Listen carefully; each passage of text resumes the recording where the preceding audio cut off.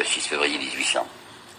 C'est la date pratiquement de la création de la Banque de France. Et dès que j'aimais ce mot, enfin Banque de France, il faut que nous-mêmes nous soyons convenablement impressionnés et que nous prenions une attitude à l'intérieur révérentielle. Il y a un monsieur, Gabriel Ramon, qui en 1929 a publié chez Grasset un ouvrage de luxe, vraisemblablement payé par la Banque de France, une histoire de la Banque de France, un in-quarto de luxe. Et vous y lisez, la création de la Banque de France doit être mise au nombre des institutions fondamentales du prodigieux empire napoléonien. Alors il faut bien que nous regardions ensemble que c'est la création de la Banque de France. Le 6 février, M. Pergaud s'amène. S'amène avec un plan. C'est tout écrit, là, va lire une déclaration à Bonaparte, et voici les termes principaux de cette déclaration. À celui qui a contribué si puissamment à nous rendre, et avec tant d'éclat, les caractères d'une nation guerrière, vous voyez, côté finance, on n'est pas tellement pacifique. Hein.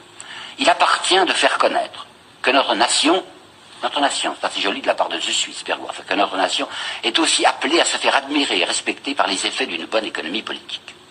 Libre par sa création, qui n'appartient qu'à des particuliers.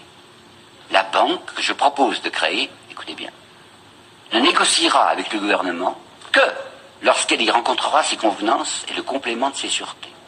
Néanmoins, cette banque s'appellera la Banque de France, mais elle ne sera à aucun degré une banque gouvernementale.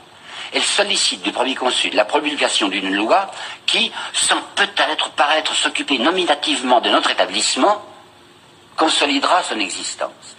Est-ce que vous avez compris? C'est une entreprise strictement privée. C'est un groupe d'hommes d'affaires qui vient demander à Bonaparte, parce qu'il est le chef de la France, le droit de mettre une étiquette fallacieuse sur leur maison.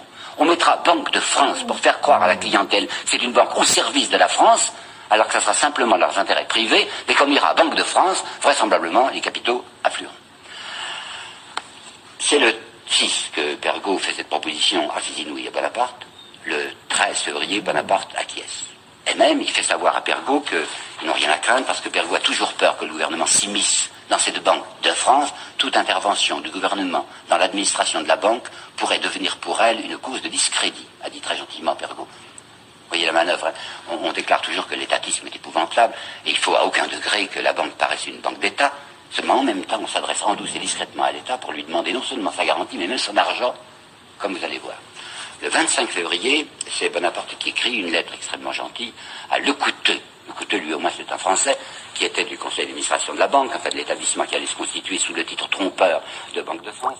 Et il écrit dans cette lettre du 25 février, votre établissement ne saurait douter de la bienveillance du gouvernement. Il va prouver la bienveillance du gouvernement. 1. À l'égard de cette banque, établissement privé, il va faire ceci.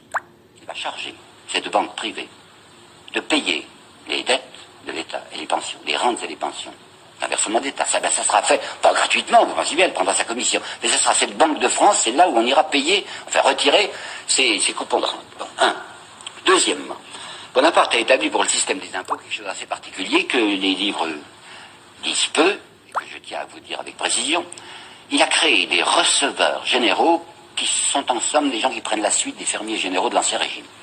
Ces receveurs généraux sont des gens qui vont collecter les impôts et qui, pour s'y retrouver, auront le droit de conserver par devers d'eux pendant un certain délai les capitaux qu'ils auront fait rentrer comme ça en faisant payer les gens. Ils vont avoir à leur disposition cet argent pendant 6 mois, 8 mois, 1 an, de quoi le faire fructifier. Mais comme bien entendu ces receveurs généraux doivent donner des garanties à l'État, ils donnent un cautionnement. Avant de faire les perceptions d'impôts, ils versent à l'État des cautionnements considérables, qui se demandent à des quantités de millions.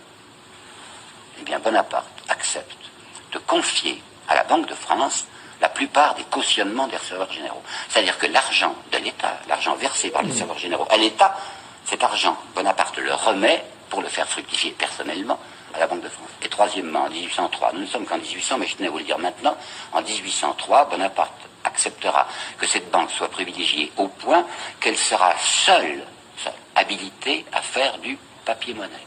Et qu'il y aura garantie de l'État. À savoir que s'il y a un contrefacteur, il sera puni par l'État. Les galères, disait Bonaparte. Non, ça ne suffit pas, dira Pergaud, la peine de mort. D'accord, d'accord. Le gouvernement, l'État français, au service de cette banque d'intérêt privé, décide que sera puni de mort le contrefacteur du papier-monnaie de la banque.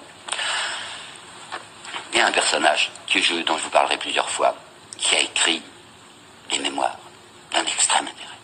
C'est Mollien. M-O-2-L-I-E-N, Molien, qui a été très longtemps trésorier de l'empereur. Il a publié des mémoires, et je ne sais pas pourquoi aussi, je sais très bien pourquoi. Ceux qui sont si favorables à Napoléon parlent le moins possible des mémoires de Molien. Parce que Molien était un brave homme, un esprit libre, extrêmement conservateur, très réactionnaire, qui n'aimait en Bonaparte qu'une réapparition de la monarchie, mais qui ne concevait pas la gestion des finances de l'État comme les concevait Bonaparte. Alors dans les mémoires de Molien, auxquels je me référerai assez souvent, vous voyez la stupeur, mais l'ahurissement de cet homme devant ce que fait Bonaparte à l'égard de cet établissement privé. Au sujet des receveurs, vous savez, les cautionnements des receveurs qui sont remis entre les mains de la Banque de France, Molien écrit, c'était sans doute la première fois qu'il arrivait à un gouvernement de donner de l'argent à une banque d'escompte pour exploiter un privilège lucratif, au lieu d'en demander à ses actionnaires pour prix de ce privilège. Mais ce n'est rien en comparaison de ce qui va se produire lorsque Molien va apprendre que Bonaparte a décidé qu'il y aurait un papier-monnaie exclusif pour la Banque de France avec caution de l'État, avec punition de mort par l'État. Je lis, dans le souci de noter aux banques aucune source de profit, le premier consul va jusqu'à autoriser au bénéfice de la banque dite de France le partage d'une des premières prérogatives du gouvernement, celle de fabriquer une monnaie. Et en outre, la monnaie métallique que fabrique l'État lui coûte à lui État au moins le prix de l'or et de l'argent.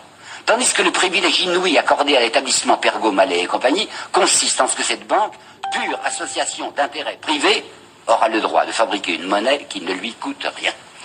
C'est ce même Molien, page 362 du tome 1 de ses mémoires, qui a une formule que je vais vous dire. Entre Napoléon et les gens de finance, la partie n'est pas égale. Le caïd est respectueux à l'égard de l'argent. Le caïd rampe. Et il rampera toujours. Je vais me permettre de vous apporter maintenant une citation peut-être un peu surprenante, une citation contemporaine.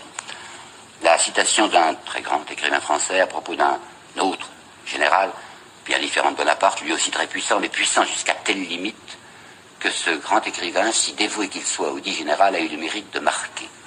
Je terminerai sur cette citation que je vais lire lentement parce que je trouve qu'elle est d'un extrême intérêt, apportant un de ces éclairages qui ne viennent pas toujours du passé sur le présent, mais quelquefois du présent sur le passé. Bloc-notes de François Mauriac, 23 septembre 1966.